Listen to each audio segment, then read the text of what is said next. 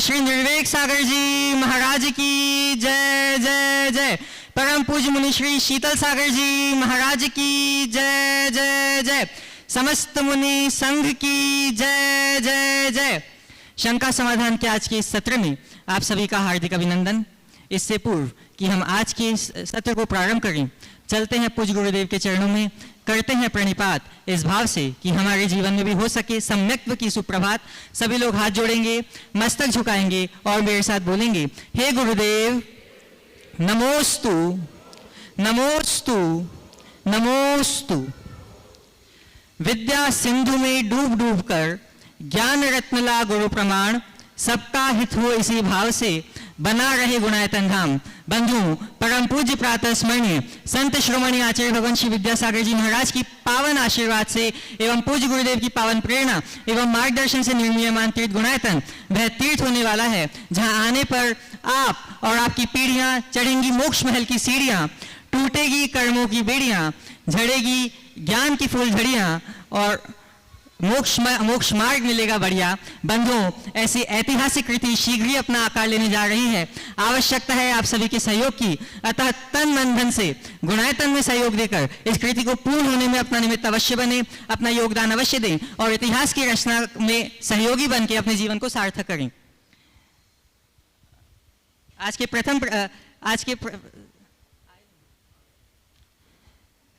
हमें प्रसन्नता है कि गुणायतन से प्रतिदिन कुछ लोग जुड़ रहे हैं। आज भी गुणायतन से कुछ लोग संबद्ध हुए हैं।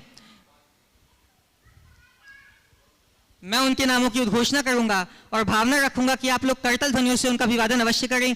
संस्थापक सदस्य ट्रस्टी के रूप में गुणायतन से आज संबद्ध हुए हैं श्रीमान रमेश चंद जी जैन, श्री गौरव जी जैन, श्रीमती आशु जैन, अंश जैन, नेयांशी जैन शामली से।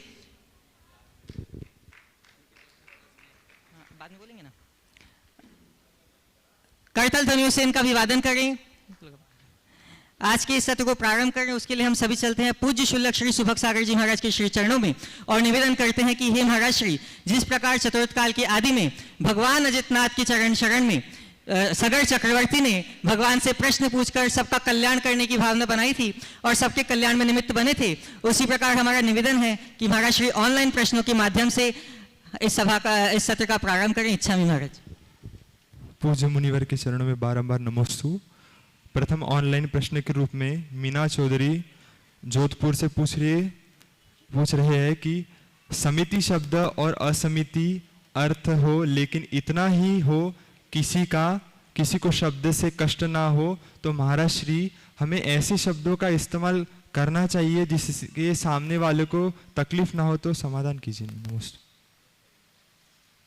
शब्दों का प्रयोग करना चाहिए जिससे सामने वाले को तकलीफ ना हो, और सामने वाले को तकलीफ ना हो तो हमें एक सावधानी रखनी चाहिए। सामने वाले के जिस तरह के वचनों से हमें तकलीफ होती है, हम सामने वालों के साथ वैसे वचनों का प्रयोग ना करें। 4 प्रकार के वचनों के प्रयोग से सदैव बचना चाहिए। आरोप परक वचन, ऐसे वचन जिसमें किसी के ऊपर आरोप होता हो, किसी पर कभी कोई आरोप न लगाए। आरोप की भाषा लोगों को चुभती है। दूसरा है आक्षेप परक भाषण, कोई आक्षेप लगा दिया सीधा सीधा, तो ये भी लोगों को बड़ी चुभती है। तीसरी बात आलोचना परक वचन, ऐसे वचन जिसमें सामने वाले की बुराई हो तो उनसे बचे। और अपमान परक वचन, यदि इन चारों तरह के वचनों के प्रयोग में हम बच जाएं तो मैं नहीं मानता कि फिर हमारे सामने किसी प्रकार की समस्याएं होगी। तो ऐसे वचनों का प्रयोग हमें बहुत ध्यान रखते हुए इनसे बचना चाहिए। प्रवीण सिंघई जी गड़ागुटा से पूछ रहे महाराज जी कि हर मनुष्य के भीतर एक अच्छा इंसान मौजूद होता है और एक बुरा। अपनी अच्छाइयों की पहचान करना जितना सरल होता है, खुद के बुरे इंसान को पहचान पाना उतना ही मुश्किल होता है। तो हे गुरुवर, हम अपनी अच्छाइयों को पहचान कर उनका संवर्धन करने की एवं बुराइयों को पहचान कर उनको दूर करने की कला कैसे विकसित करें? नमस्ते। बिल्कुल सही बात कही है कि हमारे भीतर की बुराइयों का हमें एहसास बहुत कम होता है। और आपने पूछा है कि हम अपने भीतर की बुराइयों को पहचान कर उन्हें दूर करें और अपनी अच्छाइयों को उभारने की कला कैसे सीखें। ये तभी संभव होगा जब हम खुद के प्रति ईमानदार बनेंगे। हम जैसे हैं, जो हैं, उसे हमें उसी आँख से देखना चाहिए। हम लोगों की एक कमी है कि अपने बड़े बड़े दोष भी हमें अच्छे लगते हैं और औरों की छोटी सी बुराई भी हमारे हृदय को चुभती। जब हम अपने अंदर के दोषों को देखने में समर्थ हो जाएंगे तो हमारे सामने ऐसी कोई समस्याएं नहीं हो। इसलिए जैसे आप अपने घर में बुहारी लगाते हैं, कहीं भी कूड़ा कचरा दिखता है तो उसे बुहार करके साफ कर देते, वैसे प्रत्येक व्यक्ति को चाहिए कि अपना अंतरावलोकन करे और कहीं भी कोई कमी दिखे तो उसे सहज रूप से स्वीकार करे, और न केवल स्वीकार करे अपितु सुधार भी करे। हम मुनि लोग जब भगवान के सामने जाकर अपना प्रतिक्रमण करते हैं तब वहाँ भगवान के पास जाकर अपना परिचय प्रस्तुत करते हैं। क्या परिचय हो सकता है एक मुनि का, बताइए? आप बताइए, एक मुनि का क्या परिचय हो सकता है? मुनि हैं, रत्नत्रय के धारी हैं, पंच परमेष्टि के प्रतिनिधि हैं, जगत पूज्य हैं, लोक मान्य हैं, हजारों के हृदय में वास करने वाले हैं। ये परिचय आप दे सकते हो। लेकिन एक मुनि जब अपना परिचय खोजता है तब भगवान से बोलता है, पापिष्ठेन दुरात्मना जड़धिया मायाविना लोभिना रागद्वेष मली मसेन मनसा दुष्कर्मयन् निर्मितम् निंदापूर्वमहं जहामि सततम् बरवर्तिषु सत्पथे। पापिष्ठेन दुरात्मना जलधिया माया बिना लोभिना रागद्वेष मनी मसेन मनसा दुष्कर्म यन निर्मितम त्रैलोक्याधिपते जिनेन्द्र भवतः श्रीपाद मूले धुना निंदा पूर्वमहम जहामि सतम बरवर्तिषु सत्पथे। हे जिनेन्द्र भगवान, आज आपके चरणों में मैं आया हूं और मुझ पापिष्ठ, मुझ दुरात्मा, मुझ जड़ बुद्धि वाले, मुझ मायावी, मुझ लोभी, मुझ राग द्वेष के से मलिन मन वाले के द्वारा, क्या टाइटल दिया? मुझ पापिष्ठ, मुझ दुरात्मन, मुझ जड़ बुद्धि, मुझ मायावी, मुझ लोभी, मुझ राग देश से मलिन मन वाले के द्वारा जो कुछ भी दुष्कर्म अर्जित किया गया है, आज आपके चरणों में आकर मैं सतपथ पर आगे बढ़ने की इच्छा रखते हुए उन्हें छोड़ता हूं। ये भाव जब अंदर आ जाए तो जीवन बदल जाए, पर बहुत दुर्लभ है। भगवान के सामने भले ये बोल दो लेकिन खुद को नहीं मानते, भगवान को सुनाते, भगवान भी कहते मुझे पता है तुम क्या बोल रहे हो। तो मैंने पहला वाक्य कहा था, मनुष्य तब तक ये नहीं कर सकता जब तक खुद के प्रति ईमानदार न हो, अपनी असलियत को पहचाने और न केवल पहचाने, पहचान कर अपनी खामियों को दूर करने के लिए भी संकल्पित हो, तभी वह जीवन में कुछ सार्थक परिणाम घटित कर पाएगा। मानसी जैन बासा से पूछ रही है, मुनिवर कहते हैं रिश्ते मोतियों की तरह होते हैं, कोई गिर भी जाए तो झुककर उठा लेना चाहिए, परंतु आजकल लोग डिस्टेंस मेंटेन करना ज़्यादा प्रेफर करते हैं, बजाय बातचीत कर अनबन को सुलझाकर आगे बढ़ने में। ऐसे में हम इन अनमोल रिश्तों को कैसे संजो कर रखें, कृपया मार्गदर्शन कीजिए। देखिए, रिश्तों को संजो कर रखने की बात आपने की, बहुत अच्छी बात है। मोती की तरह है, ये भी बहुत अच्छी बात है। बिखर जाएं तो हम उन्हें संभाल ले, ये भी बहुत अच्छी बात है। पर मैं कहता हूँ ये सारी समस्याएं दूर हो जाएगी यदि हमारी डोर इतनी मजबूत हो कि बिखर ही ना पाए। मोतियों को माला में रहने दो, क्योंकि माला के टूटने के बाद उन्हें संजो पाना बहुत मुश्किल है, वो भी आज के संदर्भ में। इसलिए जिन बातों से हमारे अंदर दूरियां बढ़ती है, हमें ऐसी प्रवृत्तियों से पूरी तरह दूर रहना चाहिए। ओम जी। अब चलते हैं मंचासीन मुनि संघों के श्री चरणों में। सर्वप्रथम क्षुल्लक श्री समादर सागर जी के चरणों में निवेदन करते हैं, महाराज जी आपके प्रश्नों के माध्यम से हमें लाभान्वित कीजिए। इच्छा नमोस्तु महाराज जी, नमोस्तु महाराज जी। वर्तमान में आज व्यवहार अच्छे बुरे देखने को मिलते हैं, वहाँ पर कुछ बातें देखने को नहीं मिलती हैं, जैसे कि अच्छा आहार परोसना, अच्छा व्यवहार परोसना, अच्छे आचरण परोसना और अच्छी सोच परोसना। ये वर्तमान में किस प्रकार से देखें, समाधान करें। नमस्ते महाराज जी। अच्छा आहार, अच्छा व्यवहार, अच्छा आचार और अच्छा विचार हम कैसे परोसें? भैया आप परोसोगे तभी जब तुम्हारे पास हो, जो है ही नहीं उसे क्या परोसोगे? अच्छा आहार परोसना चाहते हो तो अच्छा आहार बनाना सीखो। अच्छा आचार परोसना चाहते हो तो अच्छा आचार रखना चाहते हो। अच्छा व्यवहार परोसना चाहते हो तो अच्छे व्यवहार के धनी बनो। और अच्छा विचार प्रकट करना चाहते हो तो अच्छे अच्छे विचार के स्वामी बनो। जब तक हम अपने भीतर ऐसा घटित नहीं करते तब तक जीवन में कुछ भी अच्छा नहीं होता। और ये सब तब तक बना रहेगा जब तक हम लोक में अच्छा दिखना या अच्छा कहलाना चाहेंगे। आज दुनिया के लोग यही सोचते हैं कि मैं अच्छा दिखूं, लोग मुझे अच्छा कहे, मेरी एक अच्छी पहचान हो, यही है ना सोच। और उसके लिए लोग अच्छा कर भी लेते हैं।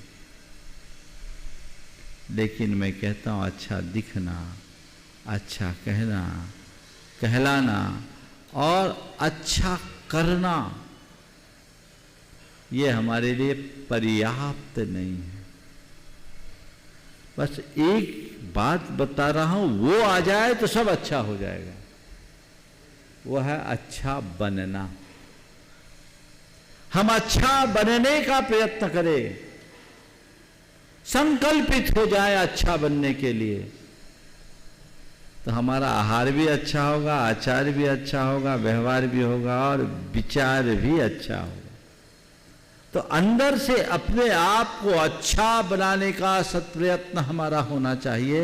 यही हमारी जीवन की उन्नति का आधार होगा। एलक श्री निजानंद सागर जी के श्री चरणों में निवेदन करते हैं, महाराज जी आपके प्रश्न के माध्यम से हमें लाभान्वित कीजिए। इच्छा मंचासीन मुनिराजों को बारंबार नमस्तु।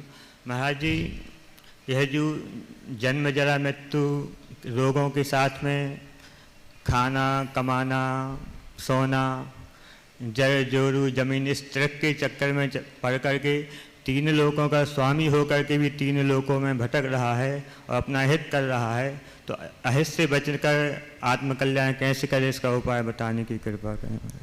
अहित से बचकर आत्मकल्याण कैसे करें आपने पूछा, इसका उपाय क्या?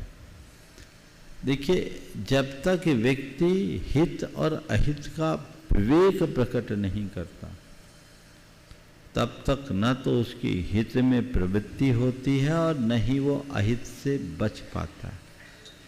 जो व्यक्ति अहित में ही हित बुद्धि रखता है उसका उद्धार कैसे होगा? तो आत्मकल्याण के पथ पर आगे बढ़ने के लिए सबसे पहली जरूरत है हिताहित विवेक की। किसमें मेरा हित निहित है, किसमें मेरा अहित है, ये विवेक अंतरंग में होना चाहिए। हिताहित विवेक।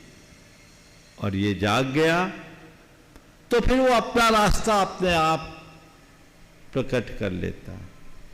तो पहले विवेक जगाए, फिर अहित से बचने के लिए संकल्पित होते हुए हित के रास्ते का अनुकरण करे, जीवन का पथ उसी में प्रशस्त होगा।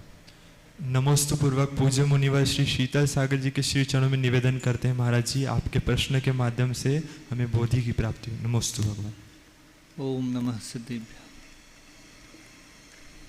एक कथा सुनी जाती है कि एक सेठ जी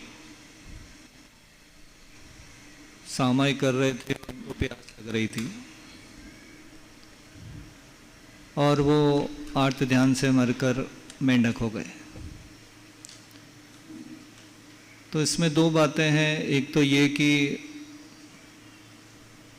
हम अपने अनुकूल वातावरण बना लें और अपने आवश्यक में लगे रहें तो वो अच्छे से हो जाते हैं,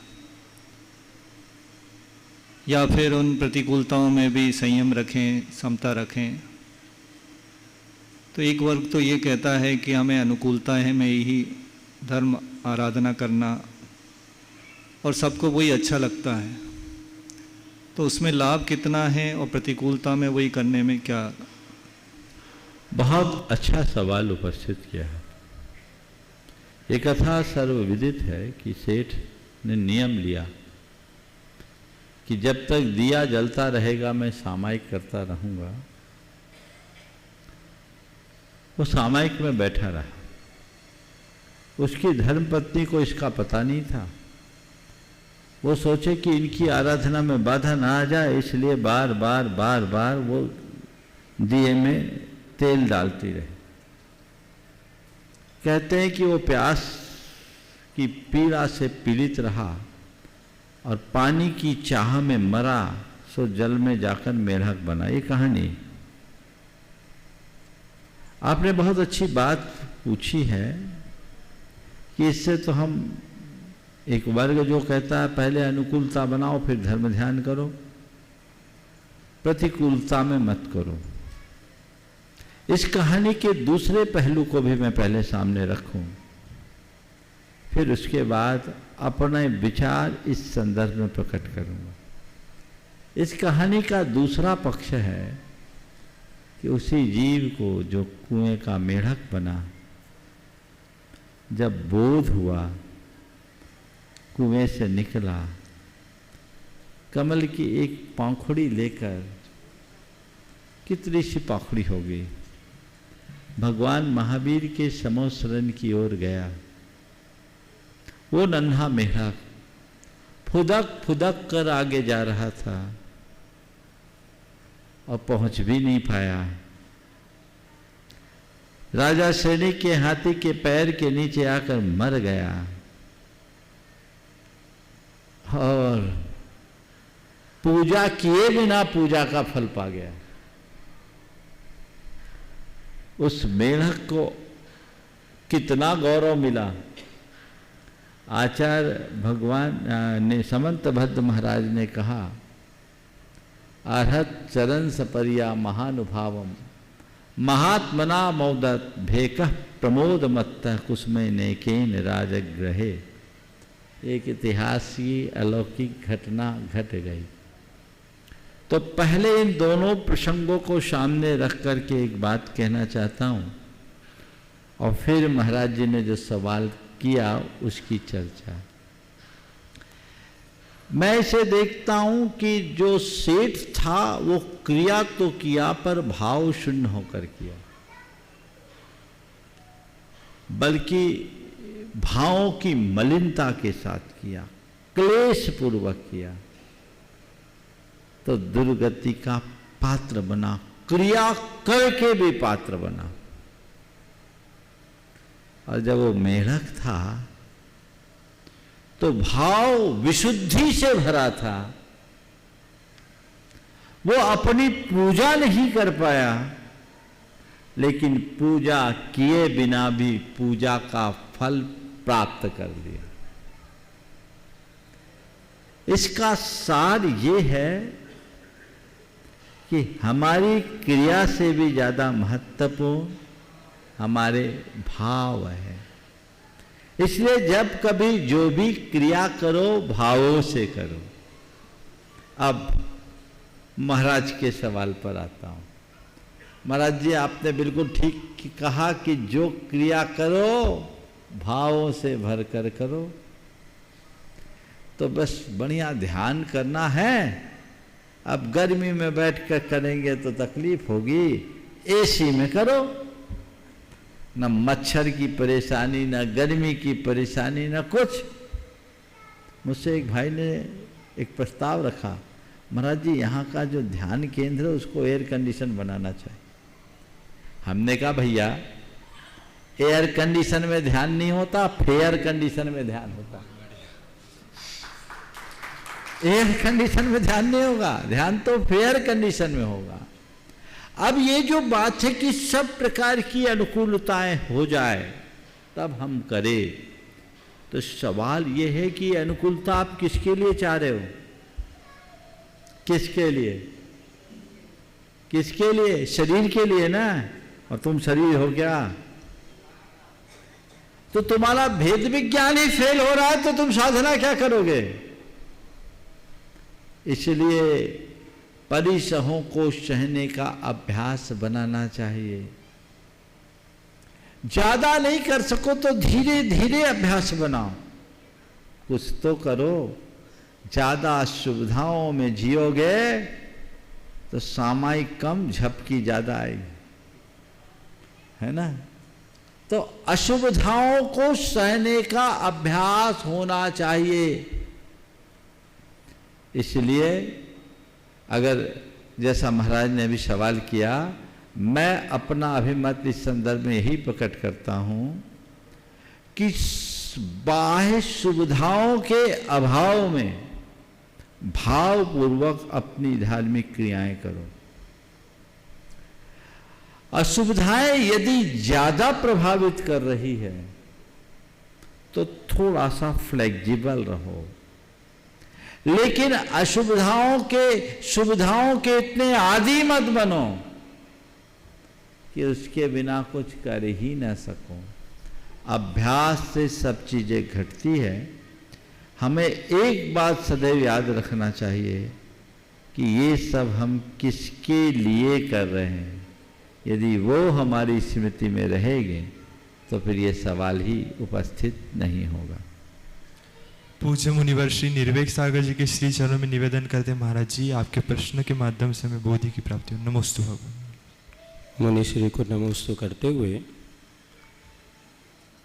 वक्त के विषय में दो पंक्तियां पढ़ी थीं कि कदर कर वक्त की वक्त बड़ा बेजोड़ है। कदर कर वक्त की वक्त बड़ा बेजोड़ है, वरना जिंदगी है क्या एक अंधा मोड़ है। अर्थात इस नश्वर जीवन में जो हमें मनुष्य पर्याय मिली है, जो वक्त मिला है, इसका हम कैसे सदुपयोग करें कि ये हम भी अपने लक्ष्य को प्राप्त कर सकें। कदर कर वक्त की ये वक्त बड़ा बेजोर है, अन्यथा जिंदगी वर्ण जिंदगी क्या अंधा मोड़, एक अंधा मोड़ है। बहुत अच्छे पंक्तियां आपने पूछा है, हम अपने वक्त की कद्र कैसे करें। देखिए, वक्त की कद्र करने के लिए चार बातें आप सबसे कहना चाहूँ। सबसे पहले, वक्त की कद्र करना चाहते हो तो समय की अल्पता को समझिए। मेरे पास समय अधिक नहीं है, समय अल्प है। जो चीज़ें हमें अल्प दिखती है, जिसकी दुर्लभता दिखती है, उसके प्रति हम खुद जागरूक हो जाते हैं। और जिस चीज़ों में, जिन बातों में दुर्लभता नहीं दिखती, हम उनके प्रति बहुत लापरवाह होते हैं, है ना। तो मेरे लिए जो वक्त मिला है वो बहुत स्वल्प है और बड़ा कीमती है। पहली बात तो ये समझ, कब समय निकल जाए कुछ कहा नहीं जा सकता। इसलिए वक्त को अधिक मत मानो, अभी बहुत वक्त नहीं, थोड़ा वक्त है। दूसरी बात, मेरे पास कितना भी वक्त हो, करने के लिए बस केवल वर्तमान का क्षण है। मैं अभी जो करूंगा वही मेरे लिए है, वही मेरा है, बाकी कुछ नहीं। ये बात हमेशा ध्यान में रखो। तीसरी बात, बीता हुआ क्षण लौटता नहीं। एक बार क्षण बीत गया तो वो लौटेगा नहीं। ये बात हमारे सामने हो तो हम कभी भी वक्त को खोएंगे नहीं। वक्त को स्वल्प समझो, कीमती समझो। जो मुझे करना है वो वर्तमान में ही करना है, और बीता हुआ क्षण कभी लौट करके नहीं आ सकता। इसलिए जो मुझे करना है अभी करना है। इतनी बातें, चारों बातें अगर हमने अपने मानस में रखी तो वक्त की कद्र का पाठ पढ़ाने की ज़रूरत नहीं पड़ेगी। पर विडंबना यही है कि लोग इसी बात को ध्यान में नहीं रखते। हम रखें तो हमारे जीवन में ये बातें अपने आप घटित होगी। प्रत्यक्ष प्रश्नों के माध्यम से सत्र को आगे बढ़ाएंगे ब्रह्मचारी सारा जी। बहुत बहुत आभार महाराज जी। आप वे भागीरथ हैं जो हम सबके लिए समाधान की गंगा लेके आए हैं। आपके चरणों में सविनय इच्छामी महाराज जी। बंधुओं, जो आज संस्थापक सदस्य के रूप में गुणायतन से संबद्ध हुए थे, वे आज यहाँ उपस्थित हो चुके हैं। श्रीमान रमेश चंद जी जैन, श्री गौरव जी जैन, श्रीमती आशु जी जैन, अंश जैन, नियांशी जैन शामली से करतल ध्वनियों से इनका अभिवादन करें। मैं चाहूंगा कि वे मंच पे आए एवं पूज्य गुरुदेव के चरणों में नमोस्तु निवेदित करें। और आपके सम्मान के लिए मैं आमंत्रित करता हूं श्रीमान राकेश रजनी जी गोधा इंदौर से एवं श्रीमान मयंक जी जैन शामली से।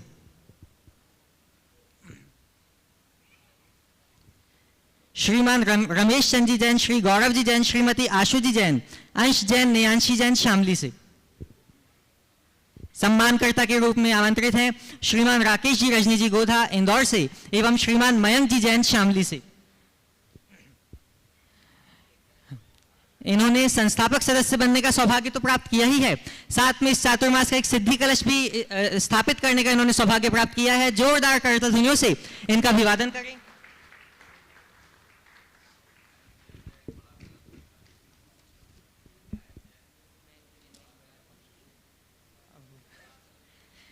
सम्मान करता है यहाँ पे जो मयंक जैन है शामली से, इन्होंने भी एक बड़ा कलश यहाँ पे रखने का सौभाग्य प्राप्त किया है। सभी करतल ध्वनियों से इनका अभिवादन करें। और आज के प्रत्यक्ष उपस्थित लोगों के माध्यम से सत्र को आगे बढ़ाते हुए प्रथम प्रश्न के लिए मैं आमंत्रित करता हूं श्रीमान राकेश जी रजनी जी जैन गोधा इंदौर से, गुणायतन ट्रस्टी। और आपके बाद तैयार रहेंगे श्रीमती संध्या जी प्रेमचंद जी जैन सागर से।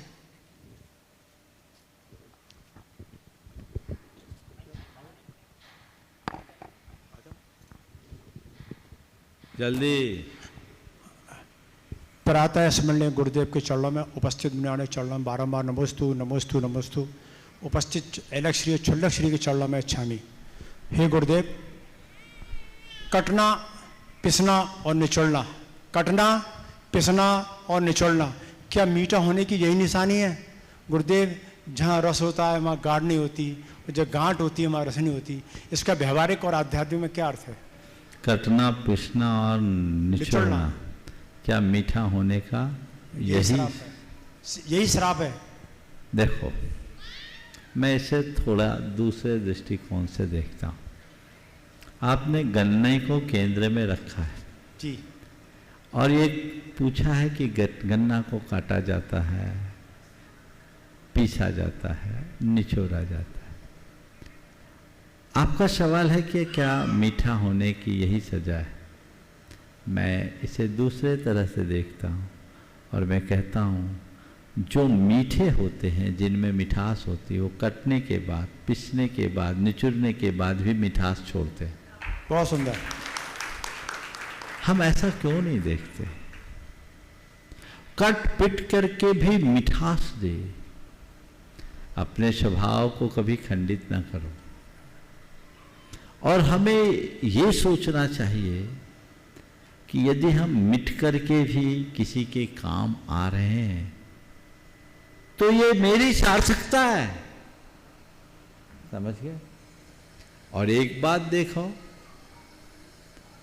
गन्ना को कट के उसको निचोड़ करके पिस करके रस निकाला जाता है, तो गन्ना कईयों की प्यास बुझाता है, गला तर करता है।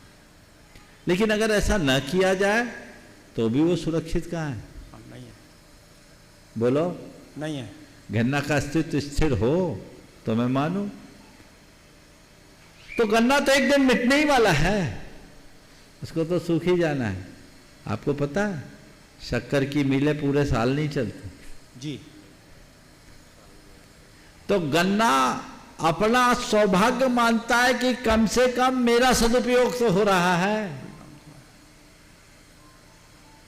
इसलिए हमेशा सकारात्मक दृष्टिकोण रखे और एक ही बात सोचे कि मैं मिट करके भी पिट करके भी अगर औरों के काम आता हूं तो ये मेरा सौभाग्य। जी, जहाँ गुरुदेव रस होता है वहाँ गांठ नहीं होती, जहाँ गांठ होता है वहाँ रस नहीं होती। जहाँ रस होता वहाँ गांठ नहीं होती, जहाँ गांठ होती वहाँ रस नहीं होता, लेकिन उसी गांठ से रसदार गन्ना होता है। जी गुरुदेव, सही बात है। गन्ना होता कहाँ से? गांठ उसी गांठ से होता है ना।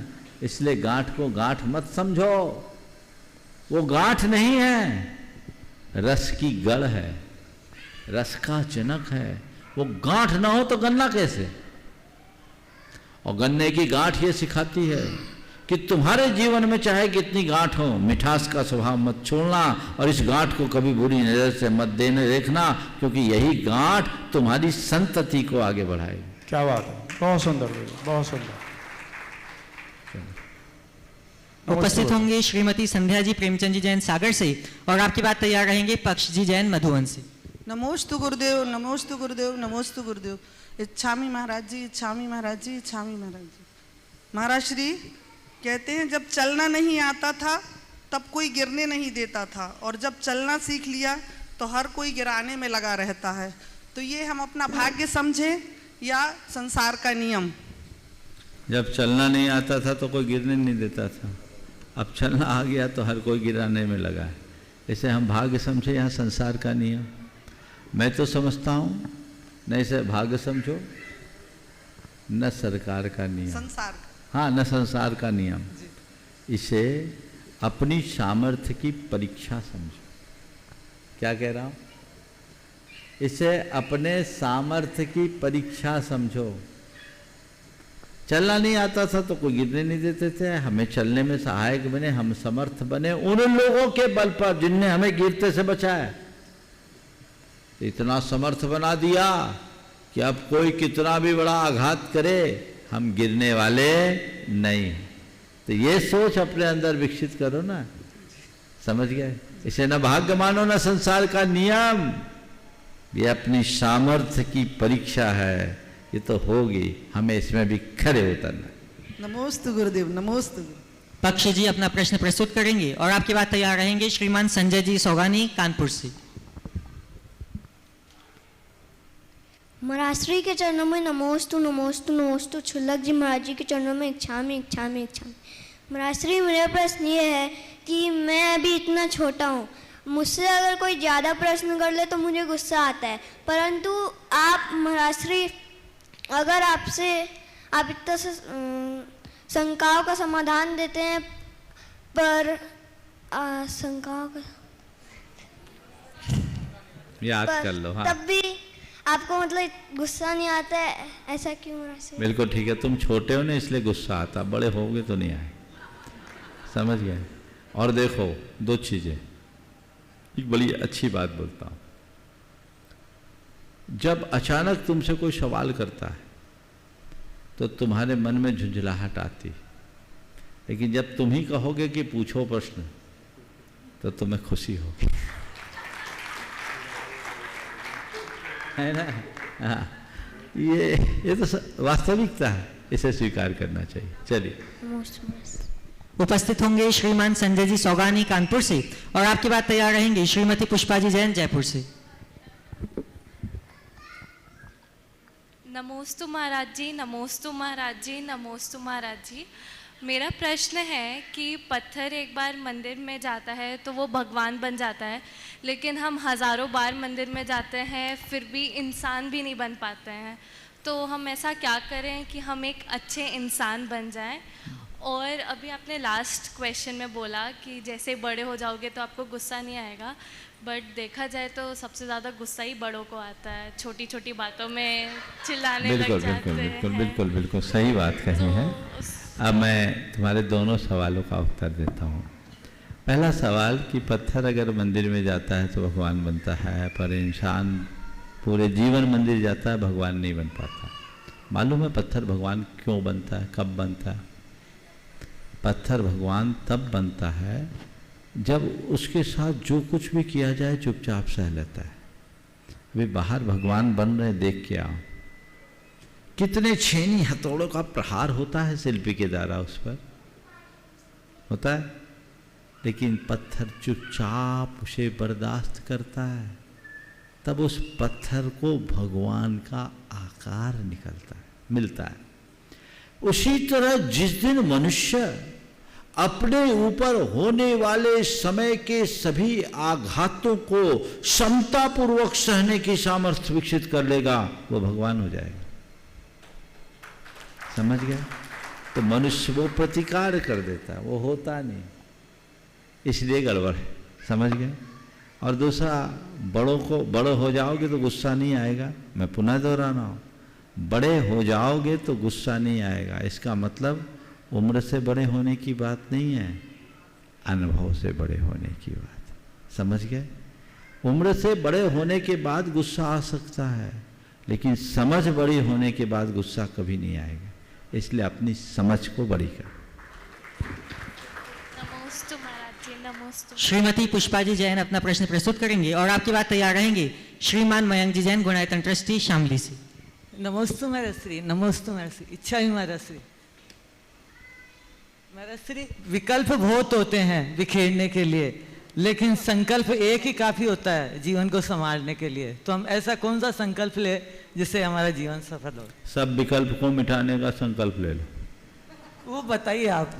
बोल तो रहा हूं, विकल्पों को मिटाने का संकल्प, विकल्प नहीं संकल्प, ये भावना भाव। चलो। नमस्ते। उपस्थित होंगे श्रीमान मयंक जी जैन, शामली से, और आपके बाद तैयार रहेंगी श्रीमती आशा जी विनायका, हजारीबाग। महाराज जी के चरणों में बारंबार नमोस्तु। महाराज श्री कहते हैं कि निषेध में आकर्षण होता है, तो जैसे कोई व्यक्ति नियम या कोई व्रत संयम लेता है तो उसमें भी तो उसके बाद फिर आकर्षण हो जाता है उनकी तरफ, उस टाइम पे क्या करें?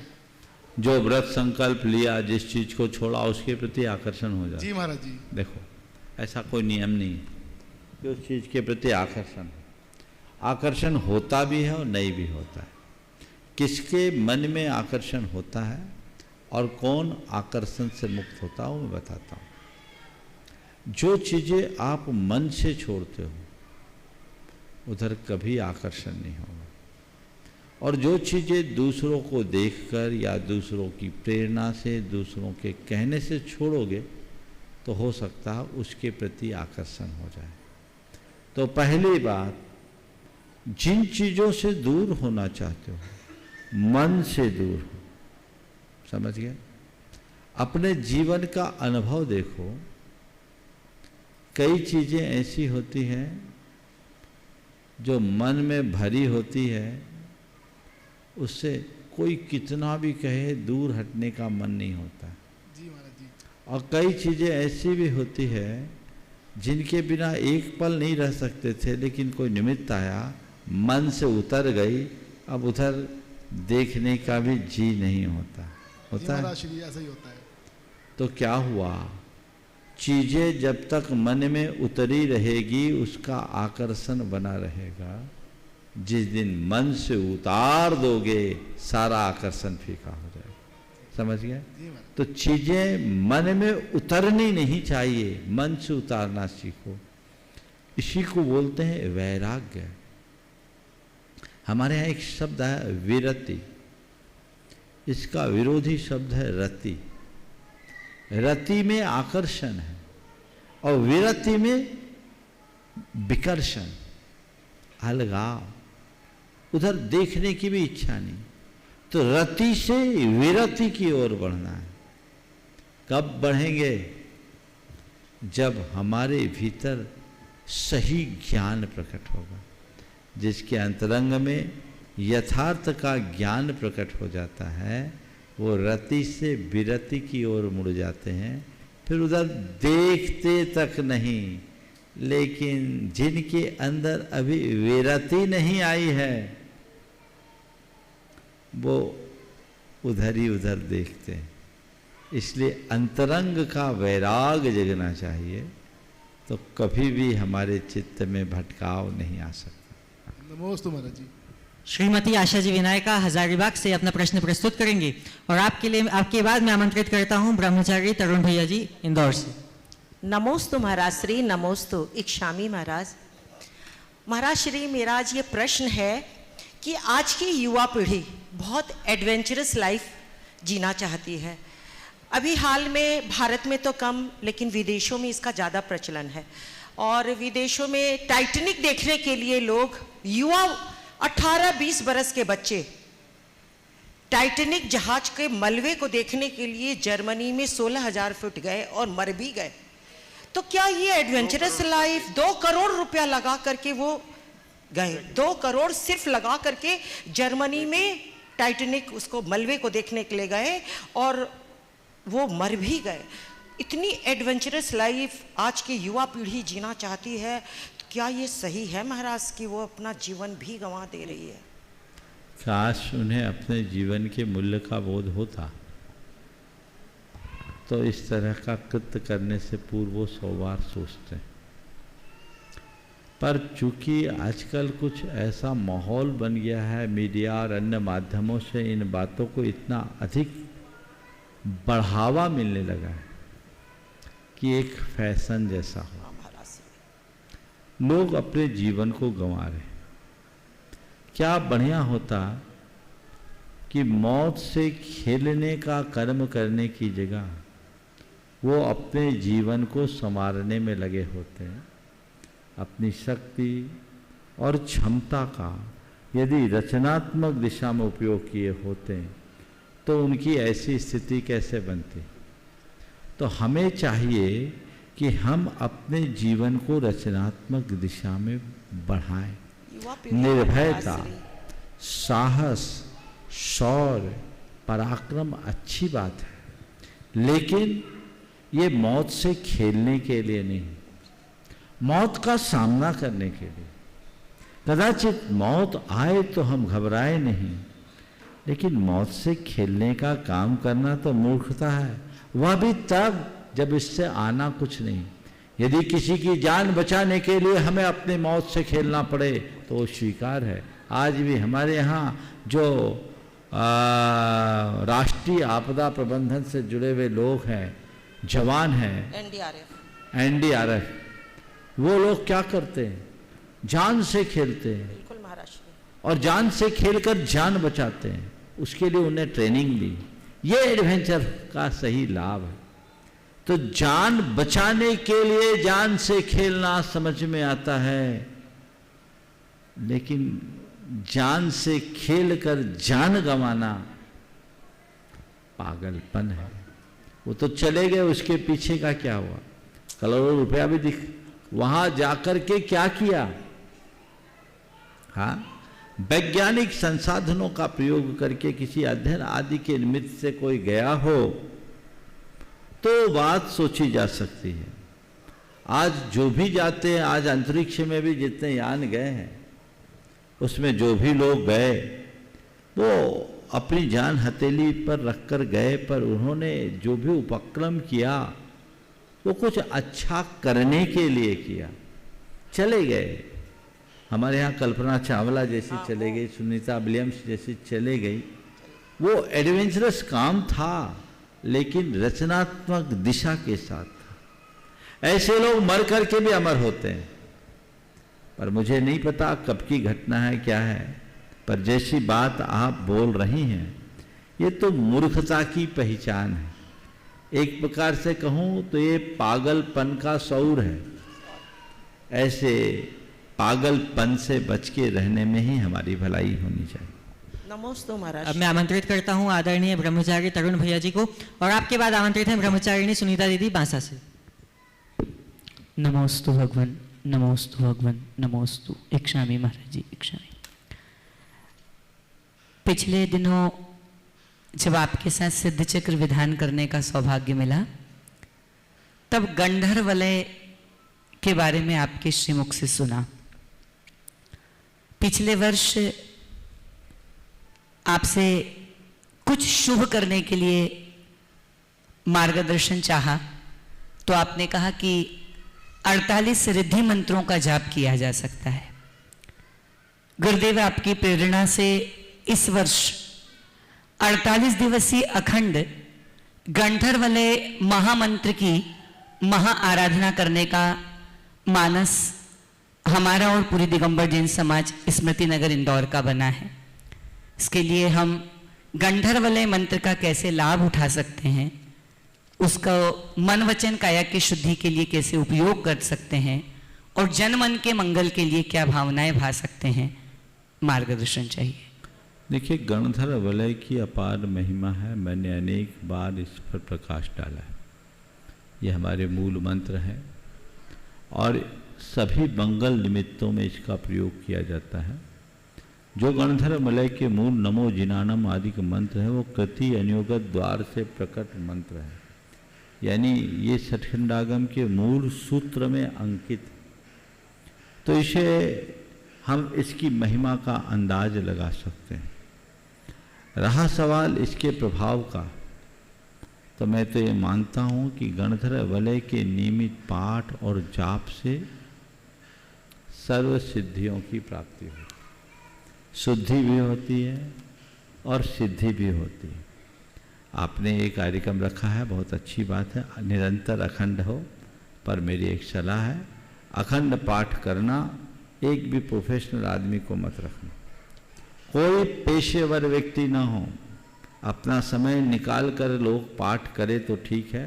पैसा दे के आदमियों को, पेड आदमियों को बिठा कर के पाठ कराओगे तो पाठ केवल फॉर्मेलिटी रह जाएगी। यदि ऐसी नौबत है तो 8 घंटे का ही कर लेना ज़्यादा अच्छा है। पर अगर 24 घंटे का करते हो तो एकदम पहले ये सुनिश्चित करो कि हम श्रावक लोग, भक्ति भाव से भरे लोग ऐसा पाठ करेंगे तो उसका बहुत उत्तम लाभ होगा। अभी यहाँ 8 दिवस नंदीश्वर भक्ति का पाठ हुआ अष्टानिक में, एक भी कोई प्रोफेशनल नहीं, 24 घंटे सब लोगों ने पाठ किया।